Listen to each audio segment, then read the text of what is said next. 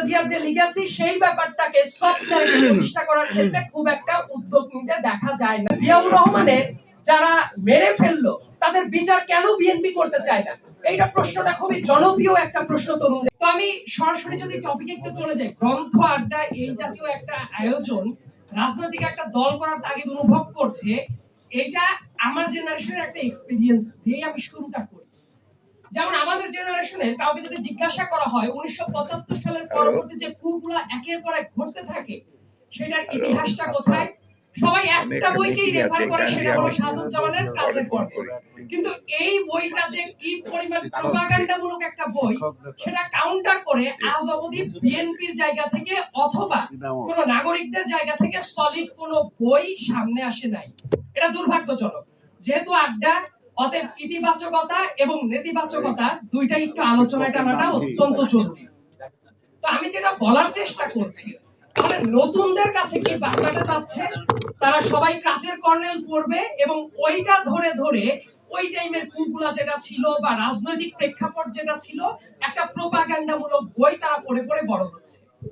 আরেকটা সিগনিফিক্যান্ট একটা ঘটনা বাংলাদেশে যেটা খুবই পপুলার একটা তত্ত্ব হয়ে গেছে, যে আওয়ামী লীগ লাস্টের 3টা ইলেকশনে ব্যাপক কারচুপি করেছে। আমি তো নিজস্ব ভাবে যেটা বলতাম, 2014 সালের অর্ধেকের বেশি বিনা ভোটের এমপি ছিল, 2018 সালের তাহাজ্জুদ ওয়াক্তের এমপি ছিল, 2024 সালের ডামি এমপি ছিল আওয়ামী লীগের। কিন্তু আরো একটা গুরুত্বপূর্ণ ঘটনা ছিল 2008 সালের ডিসেম্বরের ইলেকশনটা, সেটাও খুবই সূক্ষ্মভাবে ইঞ্জিনিয়ারিং ইলেকশন ছিল। এবং এইটাও যখন পড়ার জন্য কিন্তু বাংলাদেশের কোন টেক্সট খুব একটা বর্ণনাটা পাওয়া যায় না। প্রণব মুখার্জির একটা বই আছে কোয়ালিশন ইয়ার্স, প্রণব মুখার্জির বইয়ের ভেতরে যদি যাওয়া যায়, ওই জায়গায় খুবই ক্যাটাগরিক্যালি উনি বলার চেষ্টা করছেন যে ওই যে আর্মি চিফ ছিলেন মইনু আহমেদ, তাকে সেফ এক্সিট নিয়ে দেওয়ার জন্য কিভাবে শেখ হাসিনার সাথে তিনি আলোচনায় করছেন ইলেকশনের আগে, মানে এই প্রত্যেকটা জিনিস কিন্তু ইঙ্গিত করে কিভাবে ওই ইলেকশন আমাদের দেশের পাশ থেকে ইঞ্জিনিয়ারিং করা হয়েছিল। তো এই বর্ণনাগুলোও তো সবার জানা উচিত। তাহলে জানার প্রক্রিয়াটা কি হবে, যত এইগুলোর পর বই লেখা হবে, টেক্সট তৈরি করা হবে, লিটারেচার তৈরি করা হবে, মানুষ তত জানবে। এমনকি অনেক ভালো ভালো উদ্যোগ যেটা বিএনপির শুধু দল হিসেবে না, দেশের অংশ হিসেবে প্রচার পাওয়ার দরকার ছিল, আমার কাছে মনে হয়েছে সেই জায়গাতে সিরিয়াস লেভেলের ঘাটতি আছে। আওয়ামী লীগ কেন এতগুলো দিন স্বৈরাচারী রেজিম চালাতে পেরেছে, আমার কাছে মনে হয় হার্ড ফ্যাসিজমের পাশাপাশি তাদের সফট ফ্যাসিজম টুলটা ছিল খুবই শক্তিশালী। তারা নাটক, গান, সিনেমা, বই প্রত্যেকটা জায়গাতে তাদের ওই ফ্যাসিবাদ আসার ন্যারেটিভটাকে তারা এস্টাবলিশ করতে পেরেছিল। বিএনপি বা অন্য কেউ জিয়াউর রহমানকে নিয়ে যদি কথা বলতে হয়, আমার কাছে মনে হয় কোনো বানানো কথার দরকার নাই। উনি যা করেছেন একদম মেদ চর্বি ছাড়া সেটাকেই যদি প্রকাশ করা যেত, আমার মনে হয় যে বিএনপির অনেকগুলো ন্যারেটিভ দাঁড়িয়ে যেত। কারণ শান্তির বাংলাদেশ আমি আমার ছোট মাথা দিয়ে যেটা বুঝি, এটা ন্যারেটিভের রাজনীতি হবে।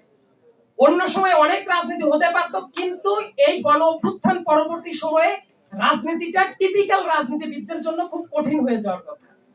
সেই জায়গায় ন্যারেটিভ বিল্ড যদি করতে হয়, সফট ন্যারেটিভের দিকে নজর দেওয়া উচিত। কিন্তু দুর্ভাগ্যজনকভাবে আমার কাছে মনে হয়েছে জিয়াউর রহমানের যে লিগ্যাসি, খালেদা জিয়ার যে লিগ্যাসি, সেই ব্যাপারটাকে সফট ন্যারেটিভ প্রতিষ্ঠা করার ক্ষেত্রে খুব একটা উদ্যোগ নিতে দেখা যায় নাই। আরেকটা গুরুত্বপূর্ণ ব্যাপার, আমি যেহেতু ক্যাডেট কলেজে ছিলাম, ব্যক্তিগতভাবে আমার একটা ছোট্ট ঋণ আছে, এই গল্পটা অনেকেই জানেন কিনা জানি না। ক্যাডেট কলেজে ছাত্র রাজনীতি ঢোকানোর জন্য তোফায়েল আহমেদ যখন চেষ্টা চালাচ্ছিলেন, ফৌজদারহাট ক্যাডেট কলেজে গিয়ে খুব বাজেভাবে প্রত্যাখ্যাত হলেন।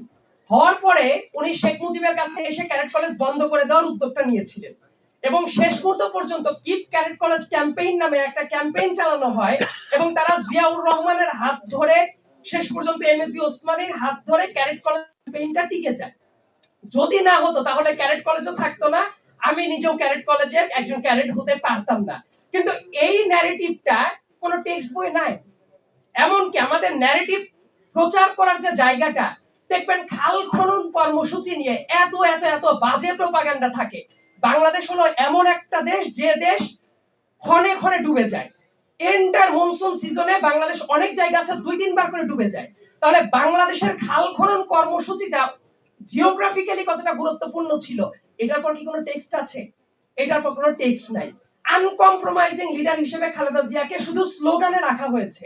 আমার কাছে মনে হয় বাংলাদেশের শুধু ওই আনকম্প্রোমাইজিং জায়গাটা স্লোগানে না, এটা বইয়ের ভেতরে বর্ণনাটা কই? এই জেনারেশনের পরবর্তী জেনারেশন যারা আসবে তারা তো বই পড়বে, লিটারেচার দেখবে। আমার কাছে মনে হয় সেই জায়গাতে ন্যারেটিভ তৈরিতে বিএনপি পুরোপুরি ব্যর্থ হয়েছে। এইটাই যদি অন্য কোনো দলের হতো, তারা বানিয়ে বানিয়ে যে লিটারেচারটা তৈরি করে, সেই জায়গাটা দেখা যেত যে তাদের একটা রাজনৈতিক ফাউন্ডেশন হয়ে যায়।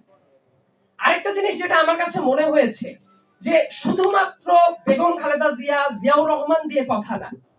2007 সাল 111 যখন চলে, নিউজ পেপার গুলো কোন এজেন্সির মানে চিরকুট ধরে ধরে যে নিউজ গুলো করতো, সেই ন্যারেটিভ কিন্তু এখনো তরুণদের ভেতরে আছে।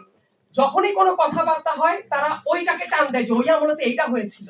কিন্তু বাংলাদেশের ইংলিশ নিউজ পেপারের একজন প্রসিদ্ধ এডিটর যিনি আছেন, উনি কিন্তু পরবর্তীতে পাবলিক ফোরামে ডিসকাশনের টাইমে উনি কিন্তু ভুল স্বীকার করেছেন এবং উনি বলেছেন ওনার এডিটোরিয়াল লাইফে সবচেয়ে বড় দুর্ভাগ্যজনক অধ্যায় ছিল সেটা। কিন্তু এই ন্যারেটিভটা যে বাজারে চলে, এইটার কাউন্টার ন্যারেটিভটা কি বিএনপির কোন প্রচার সেল থেকে প্রচার করা হয়েছে? সেটাও কিন্তু করা হয় নাই। এই জন্য আমি বলি, গ্রন্থ আড্ডা যেটা, এই আড্ডাটার পাশাপাশি আমাদের বোধহয় সামনের দিনে এই লিটারেচারটা দরকার ছিল। আমাদের বয়সী যারা আছেন, আমি 7-8 বছর ধরে যেহেতু লেখালেখি করি, একটা প্রশ্ন করা হতো যে জিয়াউর রহমানের যারা মেরে ফেললো তাদের বিচার কেন বিএনপি করতে চায় না।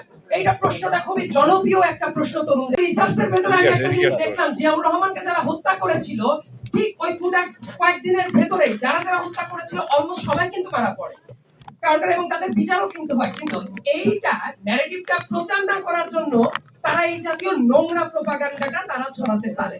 এটা কেন হচ্ছে? কারণ সফট ন্যারেটিভের দিকে মনোযোগটা কখনোই দেওয়া হয় না। সো আমার যেটা এক্সপেকটেশন থাকবে, এইগুলো শুধু দলীয় ইতিহাস না, এটা বাংলাদেশের ইতিহাস, এবং এই জন্য আমাদের সফট ন্যারেটিভটা অত্যন্ত গুরুত্বপূর্ণ।